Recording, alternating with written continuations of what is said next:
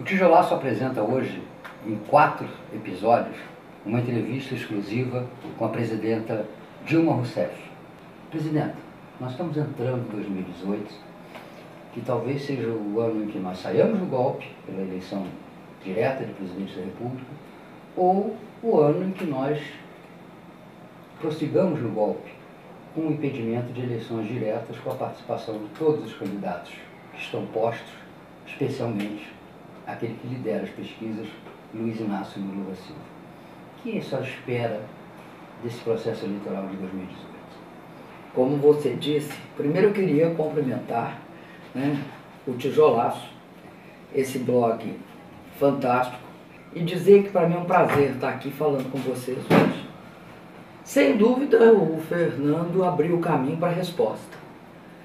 Se impedirem essa eleição ou se criarem casuísmos para que ela ocorra, nós teremos um aprofundamento do golpe. Porque o golpe não é um ato inaugural apenas. Tem um ato inaugural, que é o impeachment sem crime de responsabilidade, que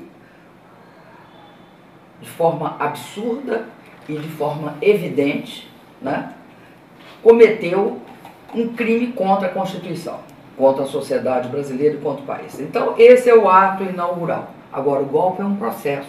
E a gente podia dizer até uma peça de teatro com 3 atos.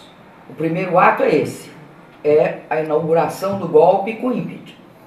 Mas tem um segundo ato, é por que o golpe foi dado. O golpe foi dado para executar um programa de governo que não foi eleito pela população brasileira, porque jamais o seria, porque tira direitos da população, compromete a soberania do país, fere a democracia. Então, é um golpe contra o povo, contra a soberania e contra os direitos sociais, econômicos e, sobretudo, civilizatórios do país. Então, você tem uma segunda etapa do golpe, que é o segundo ato, que tem uma reforma trabalhista, uma emenda constitucional que reduz os gastos com educação e saúde a um crescimento insignificante para as carências do Brasil.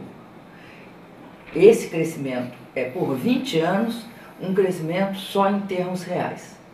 Agora, no resto das atividades que o Estado brasileiro tem de prover, como saneamento, transporte, habitação, ciência e tecnologia, que é o nosso futuro, para isso pode ter até queda real, queda nominal, porque você não garante sequer o crescimento real.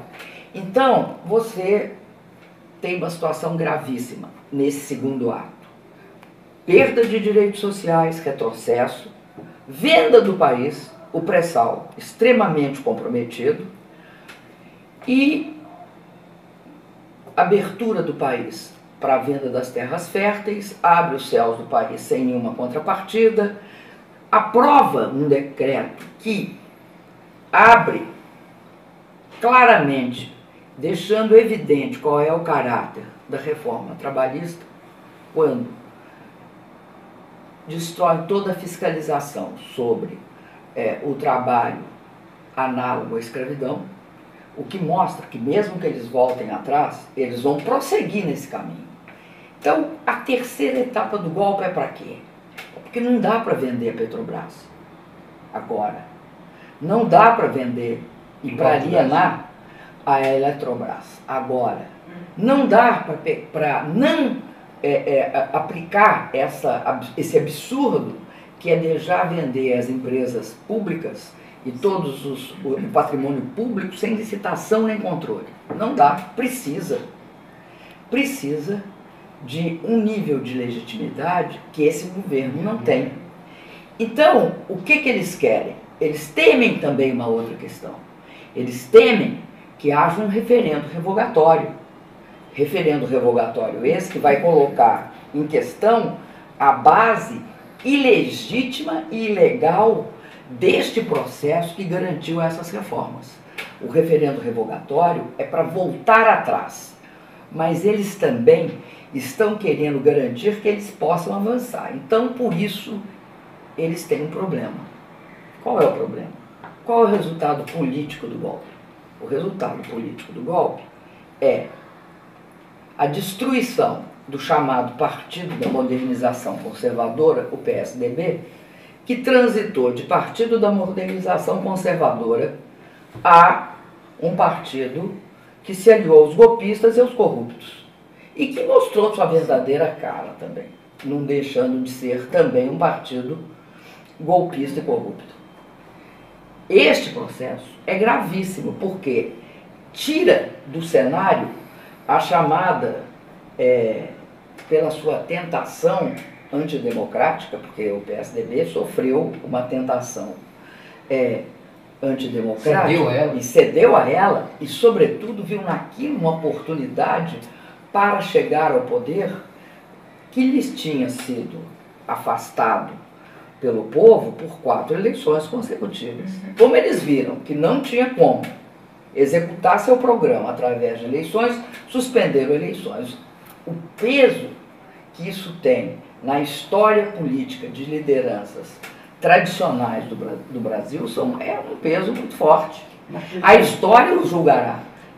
E a história julga de uma forma implacável. Ela julga condenando a não ter voto.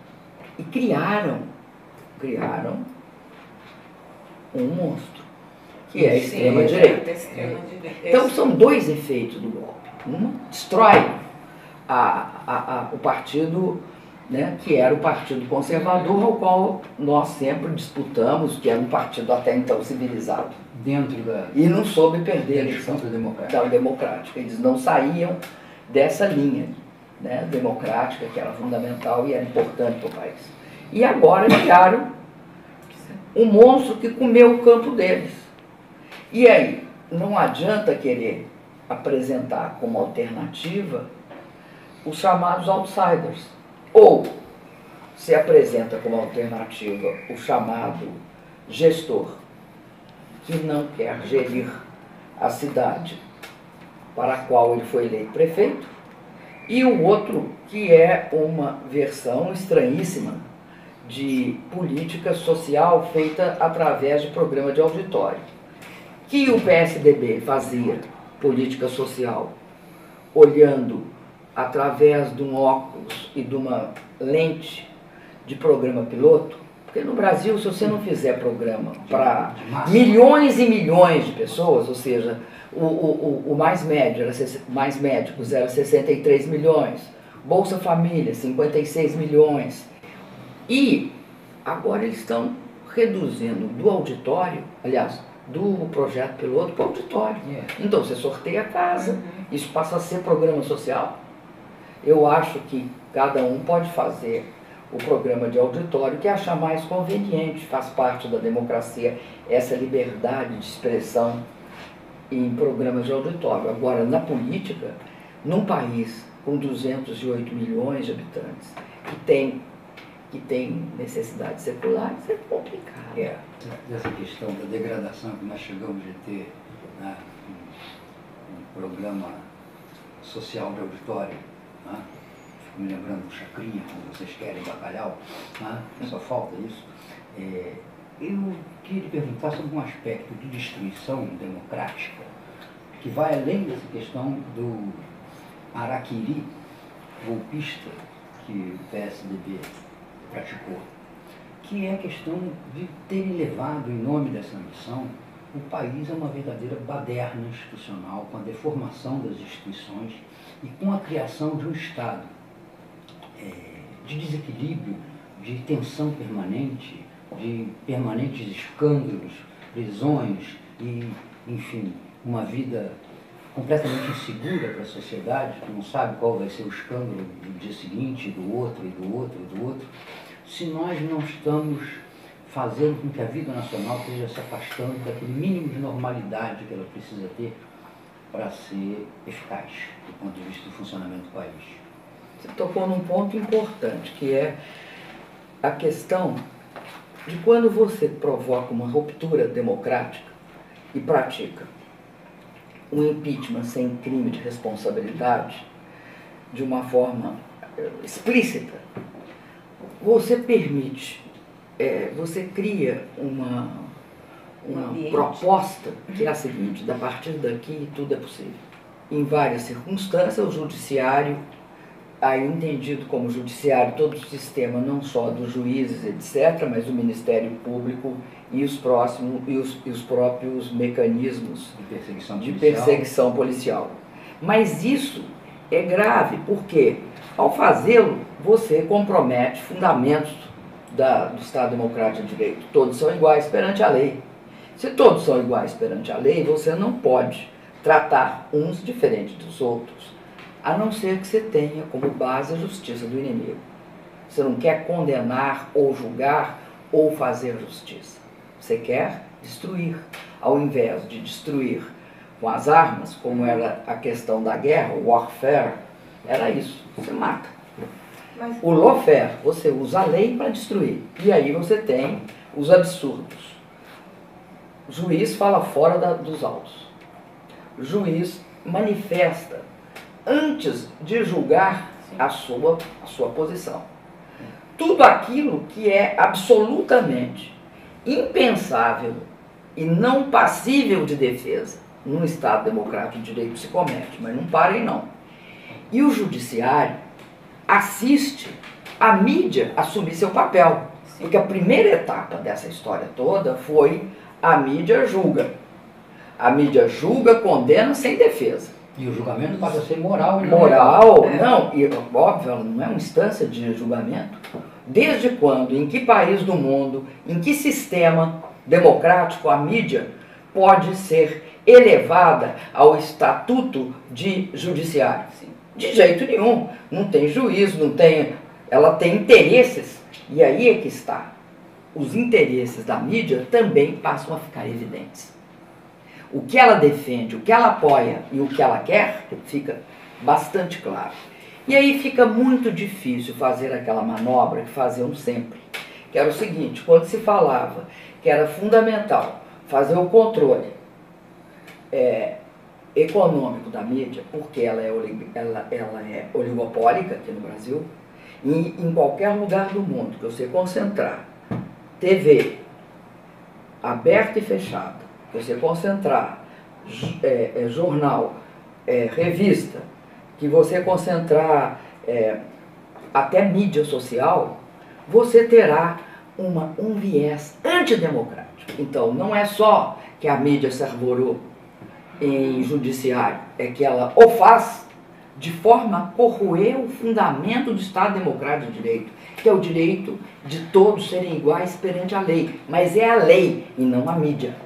É exatamente essa questão dos meios de comunicação, de sua democratização, que nós vamos discutir no segundo. Presidenta, voltando ao debate, falando da questão da democratização da comunicação e o papel da mídia no golpe e como ela atua e age sem nenhuma supervisão, sem nenhuma regulação, sem nenhum controle, durante todos os governos do PT a gente teve uma certa dificuldade em tratar do tema, até com o próprio governo, né? A Conferência Nacional de Comunicação, ela só aconteceu no final do segundo mandato do presidente Lula, e durante todo o seu primeiro mandato, a questão da regulação, a senhora falava da regulação econômica, mas a Constituição do país, ela é muito mais abrangente no seu capítulo da comunicação social, e ela fala também da obrigatoriedade, principalmente na radiodifusão, de garantir o papel social dos meios de comunicação de massa naquilo que é o seu papel fundamental, que é o direito de, assim, é a questão da informação. Como é que ficaria no caso de uma volta ao poder, se a senhora, nesse momento, já fez um outro tipo de questionamento e já se posicionou, já pensou sobre isso melhor? Sem ser só a regulação econômica, mas também garantir o papel social dos meios de comunicação, principalmente a radiodifusão. Eu vou te dizer o seguinte: eu não acredito que seja possível fazer qualquer regulação de garantir direitos sociais da população com concentração econômica. E acho que a gente tem de ter clareza que o mais difícil de fazer, porque o resto você tem de fazer com a sociedade. Você não vai querer que seja o Estado impondo como é que você fará a participação social. Não é só a participação social, eu acho que é muito grave no Brasil também a concentração geográfica, né? Tem no eixo Rio, São Paulo, Minas, né? O Sul, como diria a Graúna, o Sul Maravilha, que ocupa todos os espaços, e aí você não tem tanta presença nos canais de comunicação das manifestações de outros estados. Mas eu acho que o que é grave, e é onde a roda pega, e aonde ali é que está a resistência, é o controle do meio de a oligopolização do processo que impede de fazer qualquer coisa.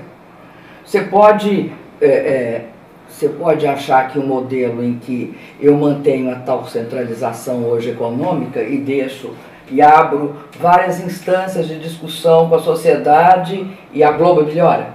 Não, não melhora. Então, por que ela não melhora? Tem o poder econômico, ela controla os meios de comunicação e acredita que dá orientação para eles. Primeiro tem que dividir isso. Em nenhum lugar houve democratização se você não dividir essa capacidade. Porque, de uma certa forma, a mercadoria deles é informar. E se eles mantêm essa mercadoria sob controle, e sob controle econômico que é fortíssimo, você não rompe. O pessoal, quando sai da discussão da regulação econômica e vai para a diversificação, pela representação das mulheres, dos negros, da sociedade civil, sem a discussão da questão econômica, nós estamos fazendo o jogo da mídia. Porque não é essa a questão principal deles. A questão principal deles é que se você controla todos esses meios de comunicação em 4 ou 5 famílias, e elas controlam os meios, você jamais terá acesso democrático a eles. Jamais. Não há hipótese. E aí nós temos um problema. Temos. Que chama-se a diferença entre o controle dos processos de decisão e de confecção das leis no Brasil. Eu tenho de perguntar para você como é que nós poderemos assegurar que passe nesse Congresso uma lei de regulação da mídia. Eu acredito que uma das coisas negociadas pelo ex-deputado Eduardo Cunha, hoje preso em Curitiba, para se eleger presidente da Câmara, foi que ele não deixaria que esta lei de regulação econômica da mídia passasse. Porque a mídia tem de ficar caladinha quando se trata de lei de regulação econômica. Sabe por quê? Qualquer setor oligopólico tem de ser regulado, porque ele manipula o consumidor. No caso da mídia, manipula nós, que somos os que recebem a informação. Nos manipulam, porque vendem uma única versão. Então, tem de falar no controle econômico da mídia. Ela tem de ser controlada. Como você tem de fazer isso na área bancária. Esse país já teve 700 bancos. Hoje tem 5 grandes bancos. O que eu acho que foi a negociação do Eduardo Cunha? Porque um pouco antes dele ser candidato, alguém aqui ignorava quem era Eduardo Cunha. A gente podia não saber os detalhes, mas a gente desconfiava, como diz o Guimarães Rosa. Eu sei que eu não sei o todo, mas desconfio um pouco. Sim. Né? Então, esse saber quem era Eduardo Cunha foi negociado, porque pararam de falar, pararam de criticar. Eu tenho, assim, não tenho provas. Né? Também não é só convicções, eu tenho fortes indícios.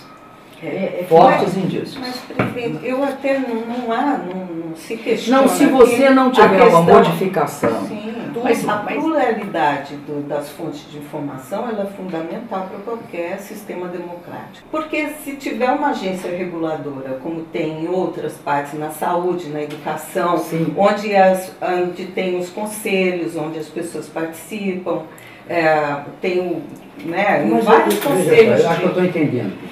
Não está dizendo que não se deva ter um controle, uma participação social no conteúdo. O problema é que quando você tem uma prevalência do dinheiro que move tudo, Isso nós inclusive as ideias, né? Move inclusive as ideias, você começa a criar um padrão, né, de existência das telecomunicações que ninguém consegue mais romper, porque ele é como o Facebook. Posso dar um Sim. exemplinho? Não O monopólio impede a qualidade. Mas eu só queria te dar um exemplo.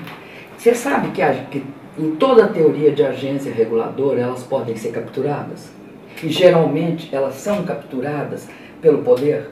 Por exemplo, um dos maiores problemas que qualquer governo tem é que o modelo de agência reguladora ele vai implicar numa presença. Quando eu te digo que não adianta achar que você resolve só com o Estado, você não resolve só com o Estado.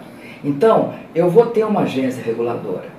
Eu vou ter uma agência reguladora que pode ser capturada pelos poderes existentes. Ou você acha que não tem de ficar atento em relação a todas as agências existentes? A ANEEL, da energia elétrica, a ANP, do petróleo, a Anatel, das telecomunicações, para você perceber que há uma coisa que é estudada. Isso, a ANS, a Anvisa, eu falo de todas, porque há uma literatura vasta que explica uma coisa que chama captura. A captura é quando a agência, e ela é fortíssima captura, e você tem de ter pesos e contrapesos.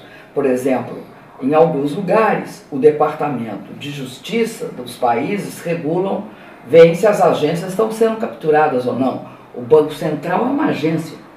Quem te disse que por ser agência não é capturado? A agência reguladora, não se esqueça, é uma agência do Estado. Sim. E como tal, passível de captura. Né? Não é... Ou seja, o fato de ter agência não te garante controle social de nada. Depende também do governo. O governo vai ter de olhar a agência.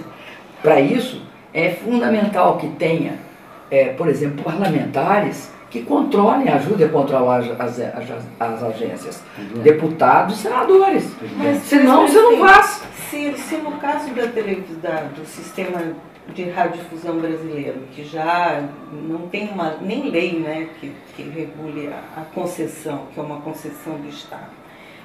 Mesmo se você romper com a questão do monopólio e você redistribua as concessões de uma maneira mais transparente, mais democrática, isso garante, no seu modo de ver, a democracia na comunicação? Não, eu acho que democracia você só garante aquela história, todos os dias, todas as horas e sempre olhando e controlando. Não acredite que tem um momento que você conquista e relaxa, tá? A gente tem de entender a importância dos parlamentos. Sim. Porque o que acontece? Você acha que você elege o presidente, ele resolve tudo. É só você fizer o seguinte cálculo. Como é que foi...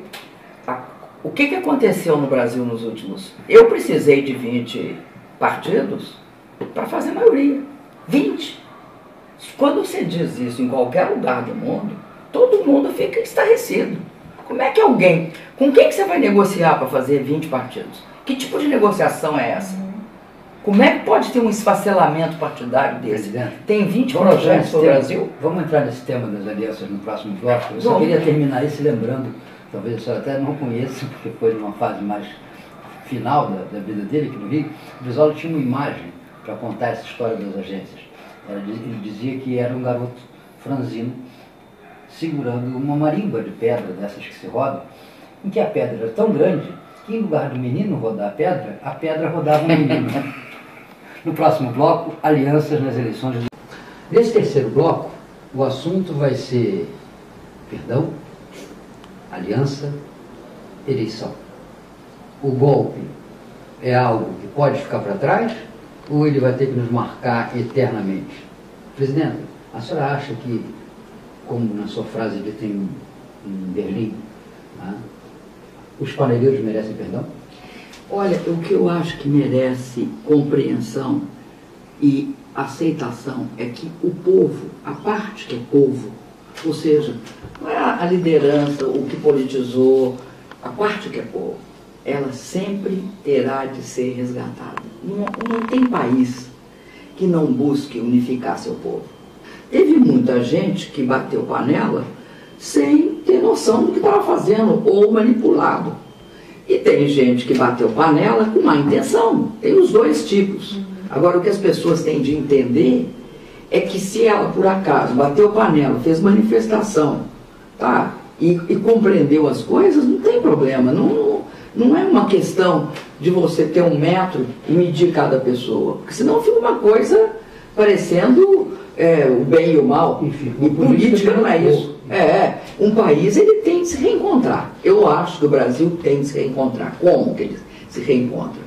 Não é fazendo acordo por cima.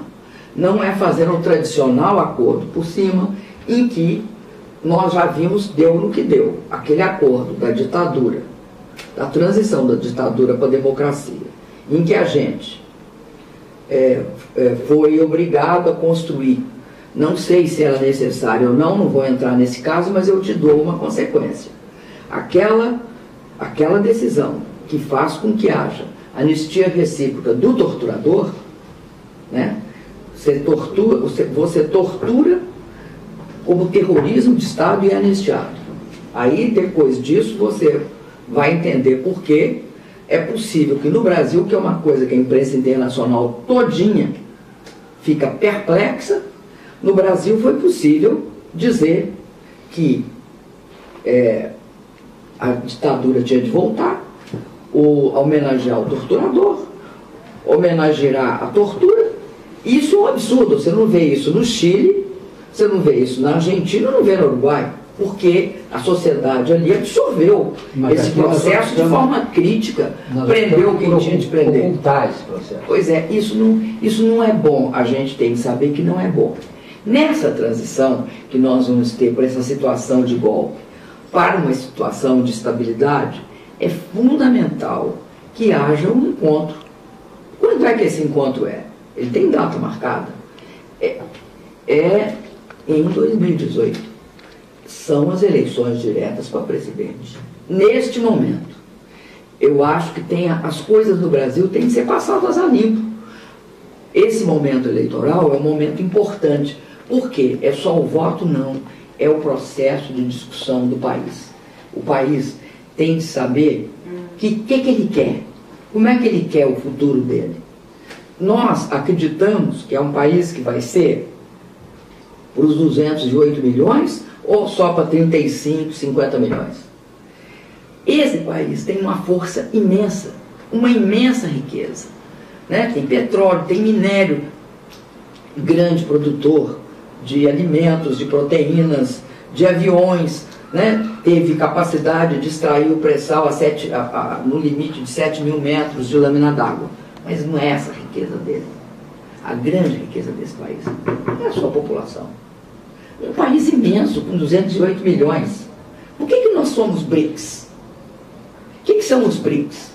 Os BRICS é a percepção da importância de grandes mercados internos. Essa autoestima que, não, mas só voltando atrás, era tão forte. Como é que ela se perdeu? Ela se perdeu porque eles estão tentando nos enquadrar. O golpe foi feito para nos enquadrar econômica, social e geopoliticamente no neoliberalismo. Mas voltando a 2018. 2018 é um momento estratégico do país. E em 2018, tudo que eles querem para manter o golpe é impedir que haja uma imensa liberdade de participação.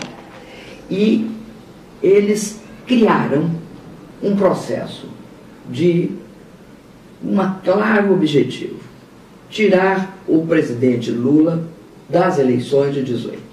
Não interessa se depois ele vai ser absolvido. Não interessa. E vai ser, porque estão condenando sem nenhuma base.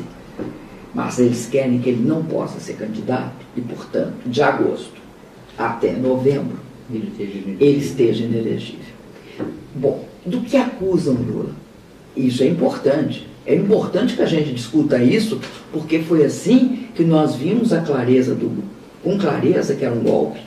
Porque quando, logo no início, foi proibido dizer que era golpe. Tentaram impedir que a gente dissesse que era golpe. No caso do Lula é perseguição. A palavra mudou. É um golpe para persegui-lo. Qual é o golpe? Acusam ele de corrupção. Para ter corrupção, você precisa de ter, em qualquer legislação, você tem de ter dois casos. Dois itens, vamos dizer, dois requisitos. O ato de ofício? O ato de ofício e a vantagem. O que é o ato de ofício? O ato de ofício é, se eu assinar um decreto, uma lei, um contrato, se eu tomar uma medida. Bom, no caso do que estão acusando, que é o triplex, que o triplex é dele, não tem ato de ofício. O próprio juiz reconhece que não tem ato de ofício. Começa a ser um processo capenga. Qual a vantagem? A vantagem seria o apartamento. Ora, o apartamento não é propriedade dele nem posse dele. O apartamento é propriedade do FIFGTS. E aí, o que você tem? Você tem a instabilidade democrática produzida por um golpe, onde esgarça-se completamente o tecido judicial e você tem a seguinte história. Tem juiz que diz que não lê o processo, mas acha que ele é perfeito. Tem gente que, antes de juiz, que no mundo isso é absolutamente, é uma coisa que em qualquer lugar que você vai e diz que o juiz falou que ele tem de ser condenado, é caso de nulidade imediata. Então, nós vivemos um momento que toda a população tem de entender que há um processo persecutório com o Lula, com o objetivo claro de impedir que de agosto a novembro ele seja candidato. Eu acredito que logo depois de novembro, eles até absolveriam. Para serenar os ânimos? Óbvio, sereniza os ânimos e também pela visível absurdo. Você pega grandes juristas internacionais e eles falam isso. Eu vim de um debate na Alemanha em que isso ficou claro na Universidade. Mas o processo eleitoral sem o Lula pode ser assim, tanto quanto confortável e previsível para eles, ou você acha que pode gerar uma insondável reação da população? Eu acho que aquilo que a gente estava discutindo há pouquinho, não vai haver um reencontro. Você não solda o Brasil, você não cria estabilidade. Um processo eleitoral sem o Lula é um processo casuístico. E tem uma coisa complicada, né? Ele impede que o país se reencontre, porque o país vai ter de buscar se reencontrar. Ele vai ter de se reencontrar em algum momento. Um processo eleitoral sem o Lula não torna legítimo. Não torna. E mais, torna sempre suspeito. E aí nós caímos naquelas, vamos dizer, nas manobras. Agora estão inventando uma manobra que sempre surge, né? Vamos lembrar, surgiu quando o Jânio foi impedido, né? Que é o plebiscito, e surgiu depois da Constituinte de 88. Quando eles veem que não tem muita saída, eles vêm com o parlamentarismo. Ora, no Brasil, como nos Estados Unidos, países como nós, países que tiveram escravidão, países que têm problemas de fissura nas suas populações, não pode ter parlamentarismo. E o mesmo parlamentarismo tem de ter muita tranquilidade para que você não precipite uma crise. Nós todos estamos assistindo o que está acontecendo na Alemanha, a imensa dificuldade da chanceler Angela Merkel de fazer um novo governo. E mesmo sendo dentro da Europa quem está em melhores situações de equilíbrio econômico, sem dúvida, sem dúvida. E sendo uma política muito competente. Até uma outra questão, quer dizer, a nossa dimensão como país, né, no mundo, ela indica uma tendência presidencialista, como acontece nos países de maior extensão do mundo, Estados Unidos, a União Soviética, a Rússia, né, que deixou de ser União Soviética mesmo assim, né, a China, são países que têm necessidade de um governo central, né, senão eles se esfacelam. A Federação do Brasil é uma ficção. Né? Não, ela é importante. Nós podemos ter uma centralidade, mas podemos levar em conta também que tem 27 estados, uma diversidade cultural, social, econômica. E, sobretudo, lembrar sempre que não dá mais para concentrar o crescimento só num lugar do Brasil, né? Não dá mais para ser só o Sudeste e o Sul. Ainda nessa questão das alianças, A senhora acha que o PMDB implode nesse processo de 2018, com Temer conduzindo ele para uma aliança conservadora e a parte forte do partido no Nordeste caminhando para uma aliança com o Lula? Sabe o que eu acho? Eu acho o seguinte, ó. Na transição da ditadura para a democracia, depois da Constituinte, o Brasil criou um centro democrático. Esse centro democrático era progressista. Esse centro democrático, de uma forma ou de outra, ele participou, como o MDB, como o PMDB e como uma frente das coalizões que se formaram. Recentemente, ou seja, no governo Lula, esse centro democrático, uma parte dele expressiva, passou a ter uma hegemonia de direita. E vai ter de reconstruir o centro democrático. Não existe como o Brasil não tenha processos de coalizão. O que não é possível que tenha no Brasil é o seguinte: é impossível que o Brasil tenha 32 partidos. Nós tivemos o fim da lei de barreira, né, da cláusula de barreira, ela caiu, se eu não me engano, foi uma decisão do Supremo, se eu não me engano, e dois outros itens democráticos importantes na nossa legislação eleitoral se transformaram em mecanismos adversos para criar no sistema eleitoral um grande fisiologismo. Eu falo do fundo partidário e do tempo de TV gratuito. Esses dois fatores são fatores democráticos. Ter um fundo partidário e ter tempo de televisão gratuito. Só que quando você tirar a cláusula de barreira, o que você instaura? Você instaura o mercado. Que mercado? O mercado que compra e vende tempo de televisão e que busca o fundo partidário para levar vantagem. E aí você me diga o seguinte: tem 32 programas para o Brasil? Não, não tem. Como é que alguém forma um partido e como é que aquilo que é intrínseco a um partido, é a natureza do partido, ele quer chegar ao poder porque ele quer executar um programa partidário. Quando isso acontece, você instaura a fisiologia, porque 32 vão negociar o quê? Como é que ele chega no governo? Ele chega no governo negociando cargo, negociando emenda e negociando voto. Então, você cria na base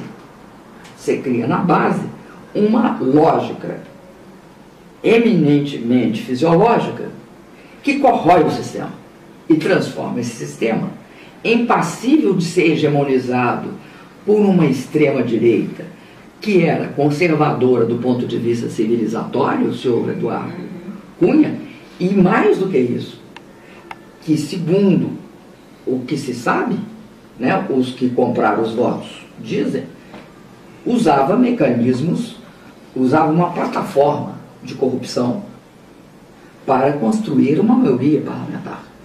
Então, trocando claramente miúdos, você tem de mudar essa estrutura, porque senão não se dirige esse país. Ele não é governável. Não é possível ficar achando, como alguma imprensa acha, que a competência política da conversa resolve um problema que é estrutural. Não é possível que o governo Fernando Henrique precisasse de 3 partidos para fazer maioria simples, de 4 partidos para fazer maioria de 2/3. O Lula precisou no primeiro mandato de 6 e 8, no segundo de 8 a 12, às vezes mudava, voltava para trás. Eu cheguei a precisar de 20. Então, você imagine se é possível negociar assim. Eu acho que essa questão é uma questão que está no centro do processo. Se a gente olhar a história, nós vamos ver o seguinte: sempre a eleição presidencial, ela levou a formação a uma visão, enfim, a um projeto mais progressista, seja ele de centro-direita, seja de centro-esquerda. Sempre o parlamento no Brasil, desde o Segundo Império, foi mais conservador, porque os filtros midiáticos, financeiros, oligárquicos são mais fortes. Nós precisamos de entender que governar não é só eleger o presidente. Governar, eleger o presidente e os parlamentares, aqueles que vão decidir. Veja a França. Eles elegem o presidente, um mês depois elegem o Congresso, dando espaço para o presidente fazer sua campanha. Não precisa de ser assim. Nós temos alguma coisa muito pior que está ficando evidente nesse processo eleitoral que se aproxima agora, que foi a redução dos prazos de filiação e de fidelidade partidária. Porque só por isso nós estamos encontrando situações em que há 4 meses, 5 meses do início real do processo eleitoral, né, candidatos ficam discutindo se vão se filiar ao partido A, ao partido B, ao partido C, se vão criar um partido. Não tem cláusula de fidelidade, né? Por exemplo, inadmissível em outros lugares do mundo que uma pessoa saia daqui e mude para lá. E que seja candidato. E que seja candidato. Mudar pode mudar. É quase não muda. Não, sim, ela tem o direito. Sabe por de quê? mudar. Porque tem uma penalidade muito forte. Sim, mas ela tem o direito de mudar e deixar Pode. de concorrer, deixar de paga um preço. Pode, por isso. mas paga um preço. Uhum. Às vezes não também. Você tem razão. Às vezes não, porque eu estou pensando aqui no Mélenchon, né? Que foi pro terceiro, né? A menina do Chile também, que conseguiu 20%. Você tem também fatos que... Os bônus dessa mudança. Que quando é de movimento, né? Quando significa uma divergência real, a formação de um partido real, né? E não um partido de ocasião. Como seria 2018? Eu acho que 2018 nós vamos ter de fazer eleição presidencial. Acho que cabe a gente discutir uma constituinte, até para poder ter legitimidade popular para fazer uma reforma. Os referendos revogatórios. Eu acho que seria o caminho que o referendo revogatório é um dos caminhos. Nós temos de usar muito referendo. Que é plebiscito, né? Referendo revogatório é um plebiscito em que você vai discutir se você vai revogar o quê. Por que você tem referendo revogatório? Porque você veja bem, um governo que não foi eleito, cujo presidente e seus componentes não têm votos, não foram eles os eleitos, que aproveitaram no golpe e subiram ao poder, que utilizaram uma maioria extremamente questionável para fazer reformas que não tinham sido aquelas designadas para o povo. E aí, você vai aceitar que eles vendam a preço de banana o patrimônio nacional e que isso fique por isso mesmo? Eu acho que a iniciativa do senador Requião de avisar as embaixadas e a quem interessar possa que havia uma grande insegurança jurídica ao tentar aproveitar essa situação de instabilidade política do Brasil, que leva a uma insegurança jurídica e fazer negócio. A pessoa que fizer isso, o grupo político que fizer isso, o grupo empresarial que fizer isso, o país que aprovar uma coisa dessas, tem de saber que corre risco. Qual é o risco? Ele está carecendo de sustentabilidade política. Ele não tem legitimidade para fazer essas coisas. Daí a proposta de referendo regulatório. Em 18, eu acho que 18 implica em duas coisas. Um reencontro democrático e uma avaliação do que o Brasil quer de si mesmo. Qual é o caminho? Vai fazer essa maluquice, essa absurda maluquice, que é a emenda constitucional do teto, a emenda constitucional não, já aprovada, a emenda constitucional já aprovada do teto dos gastos por 20 anos, 5 presidentes da República. E ela retira o pobre e a população do orçamento, e retira a população do voto. Então ela é incondicional, mas ela tem uma gravidade maior. Ela compromete o futuro. Porque quando ela trata a educação e a saúde, mas a educação sobretudo, da forma como está tratando, depois a gente pode falar do que estão fazendo com a saúde. A educação no Brasil, ela tem um papel duplo ou triplo, mas duplo, eu vou simplificar no duplo. De um lado, ela torna perene. Quando você cria uma política de distribuição de renda e de riqueza, uma das coisas mais importantes é você garantir que as pessoas não voltem atrás. A educação, ela garante que não tenha volta atrás. Ela bota o patrimônio sendo... A pessoa carrega ele, não tem como tirar dela. Internaliza. Olha, me dá o seu corpo. Internaliza. Né? Não pode fazer isso. Não. Internaliza. Isso ela faz. Então ela cuida de um país que tem essa diferença, essa miséria, essa desigualdade. Do outro lado, o segundo papel é que esse país não é um país,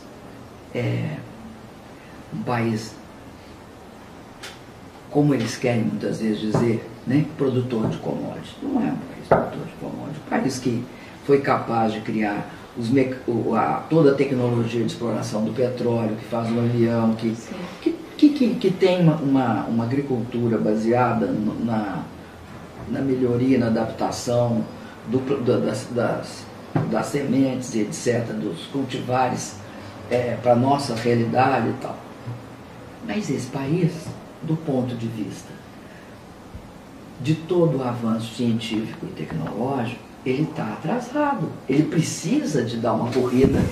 Ele tem o lado da riqueza. O que é o lado da riqueza? Você tem de desenvolver a ciência. Você tem de ter ciência básica. Ciência básica custa dinheiro em qualquer lugar do mundo. E não tem essa que você vai lá e traz para cá, porque não traz. Não traz, não tem essa. Todo país que cresceu e que virou uma nação desenvolvida, porque uma nação desenvolvida é completamente diferente do crescimento de PIB. É uma nação que produz ciência básica, porque vai gerar tecnologia e vai fazer inovação. Para isso, tem de ter educação de qualidade. O que nós fizemos? Nós sabíamos que precisava de dinheiro para fazer isso. Por que a gente fez o Fundo Social do Pré-Sal? Em que a gente colocava no Fundo Social do Pré-Sal os recursos para poder investir nisso. Porque isso é o passaporte para o futuro. Esse é o passaporte. Ora, primeiro ato desse governo golpista e usurpador é uma maluquice. É simplesmente criar um teto para o crescimento da educação, do gasto da educação. Nós, sem o Fundo Social do Pré-Sal, gastamos, dado todo o critério que era, né, tanto por cento da receita líquida, etc., nós gastamos 54 bilhões a mais. Porque senão você não dá conta. Porque nós temos de entender que no Brasil tem de distribuir riqueza. E o que é distribuir riqueza? É educação de qualidade para o povo brasileiro. Não é para uma elite sozinha ter acesso ao que é de melhor na cultura mundial, internacional e no Brasil. Tem de ter educação. Aposentadoria. Porque aposentadoria é quando as pessoas que trabalharam toda a sua vida têm amparo e têm proteção. E tem de ter patrimônio. O que é patrimônio? O povo desse país. Terra e casa. Terra e casa. Distribuir riqueza é isso. A senhora mencionou, agora vai ser o tema do nosso último bloco. PEC do teto dos gastos, reforma trabalhista, tentativa de extinção do farmácia popular. O governo Temer parece um teatro de horrores e o último ato dessa peça parece ser agora a reforma da Previdência que ele pretende fazer votar até o final do ano. A presidenta Dilma acredita que Temer possa realizar esse plano de aprovar finalmente a reforma? Olha, eu acredito no seguinte. Acho que quanto mais perto de 2018, mais o dilema que envolve o governo Temer, fica mais difícil de ser solucionado. Qual é o dilema? Se ele fizer aquilo que prometeu ao mercado, a reforma da Previdência, por exemplo, e toda a turbulência que essa reforma apresenta em relação ao direito dos trabalhadores. Se ele fizer isso, ele agrada ao mercado, mas quanto mais perto de 2018, ele mais desagrada a população. E ao desagradar a população, os novos deputados você pode usar vários adjetivos, mas eles não são suicidas.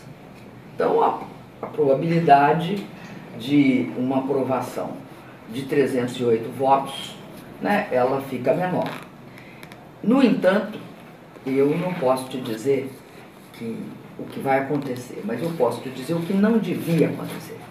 Não devia, e não é possível se admitir, que um governo que não tem a menor legitimidade, que não teve votos, se arvore a fazer uma reforma que lida diretamente com a vida das pessoas.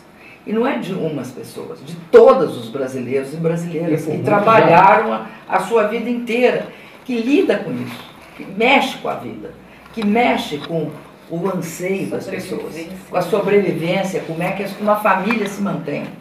Não é possível que isso seja feito por um governo que não tem a menor legitimidade. Essa é uma questão que tem de ser resolvida depois da eleição de 18, com um presidente legitimamente eleito, num processo amplamente democrático.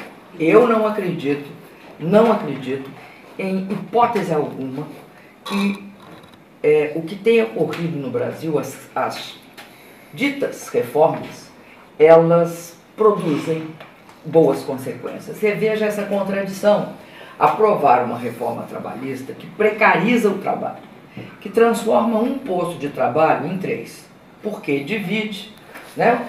Trabalha 10 horas, vai tornando cada vez o trabalho parcial, vai criando uma insegurança imensa nas pessoas, que é o que está acontecendo em alguns países do mundo. E aí, o que acontece com a Previdência? Vai criando um déficit maior na Previdência, porque a contribuição das pessoas diminui. Então, quando você não olha para os trabalhadores, você só quer beneficiar alguns poucos ricos, você produz consequências absolutamente contraditórias. Essa reforma trabalhista, ela abre um rombo na Previdência. Então, eu sugiro que seja prudente para todos nós. E acho que todos nós temos de lutar por isso. A eleição presidencial de 2018 já começou. Ela começou não porque estão fazendo campanha eleitoral, mas porque estão discutindo os problemas. A discussão dos problemas feitas por você, por mim, por todos nós, em cada uma das nossas áreas é fundamental. E acho que a iniciativa do presidente Lula de fazer caravanas para discutir as grandes questões, ela é uma iniciativa muito importante, porque ela cria esse espaço democrático que não precisa do dia 18, aliás, do dia 18, de 2018 para ocorrer.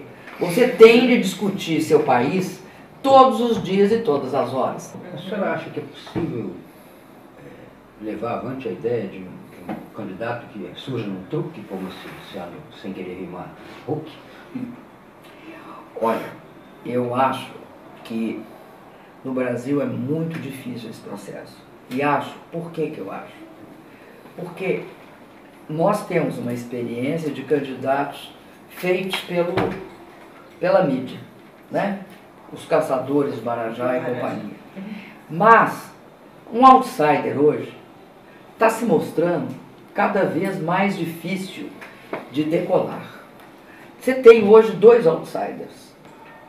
Um que é o padrão, né, vamos dizer, o Trump tupiniquim, que é o Bolsonaro. Não, o Trump tupiniquim, para mim, é o prefeito de São Paulo. Eu tinha tirado ele do lista de personagens.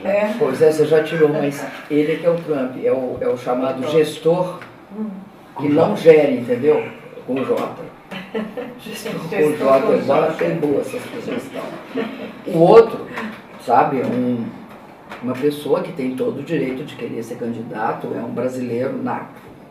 Mas, me desculpem que o exemplo, por que eu falo isso? Porque eu assisti uma cena dantesca em Harvard.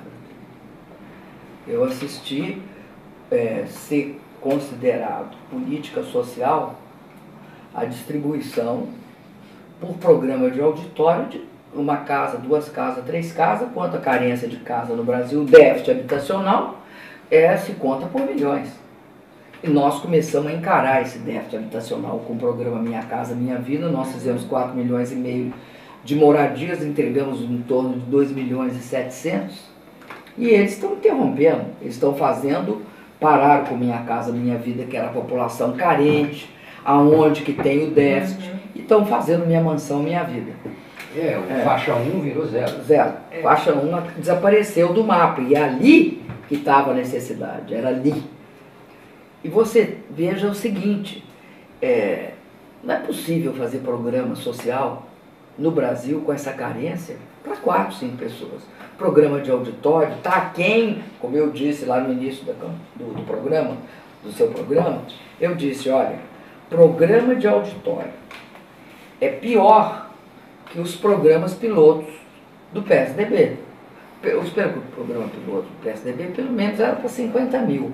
O nosso foi para, vou repetir, Bolsa Família para quase 56 milhões, mais médico a 63 milhões. A senhora não enxerga, como tentam fazer crer, o perigo Bolsonaro, a polarização Bolsonaro versus Lula, que a meu ver também não existe? Olha, eu acho que o Bolsonaro não é uma ficção. Acho que, e nem tão pouco como perguntaram para mim lá fora, se o Bolsonaro era um produto da militar. Não é também. As Forças Armadas Brasileiras não tem nada a ver com o Bolsonaro. O Bolsonaro faz parte, tá, desse processo golpista que desencadeia um processo de intolerância, de racismo, de misoginia e que cria um antagonismo dentro do país porque trata todas as questões sociais como sendo produto de uma mente que quer se aproveitar do pobre. Você lembra da história que a Bolsa Família era Bolsa Esmola?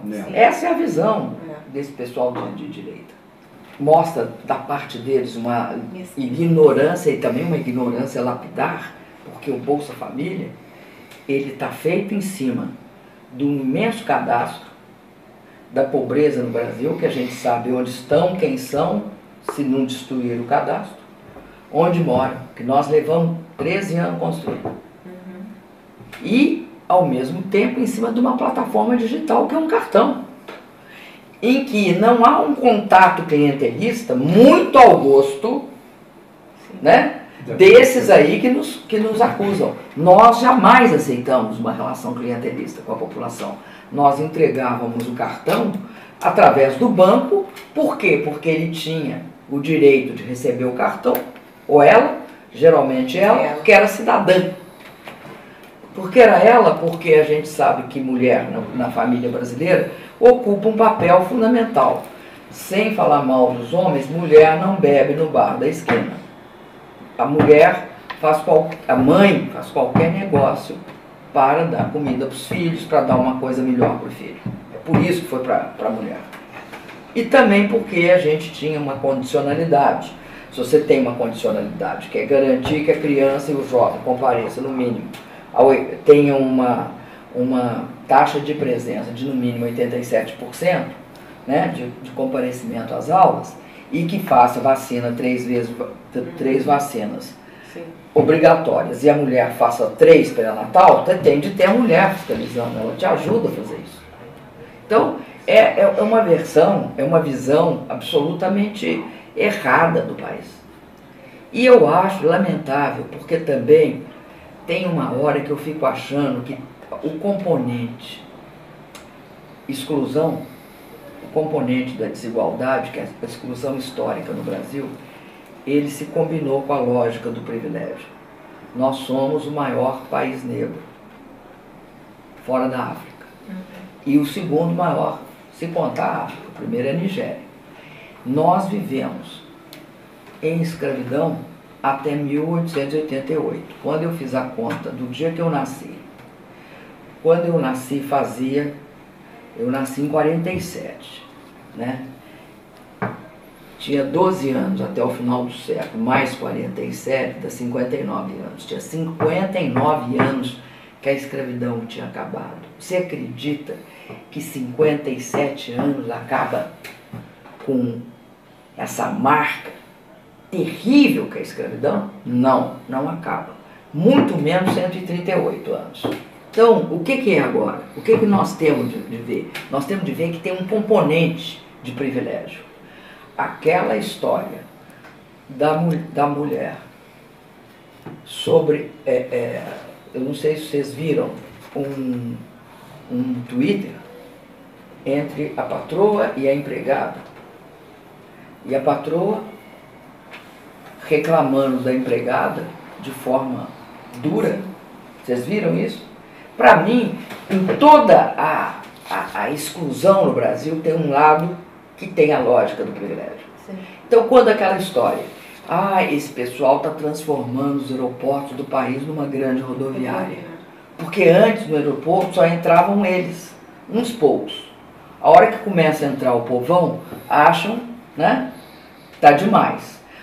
Uma das coisas que mais me comoveu foi assistir uma formatura, e agora eles acabaram com a formação de médicos no Brasil, e a classe média tem de perceber que este golpe é contra ela, vai reduzir as oportunidades de trabalho dela, a proibição de novos cursos. Mas eu assisti uma formatura de médicas e uma das moças que estavam formando em medicina, ela era negra e ela disse o seguinte: no Brasil, quando a senzala vira médica, a Casa Grande surta. Ela tem toda a razão.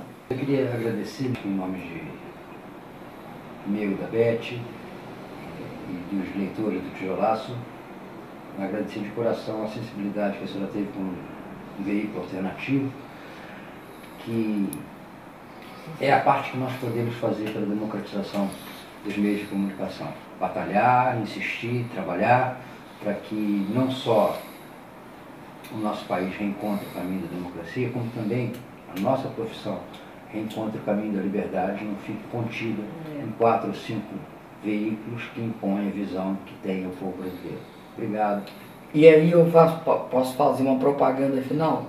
Pode. Leia o Tijolaço.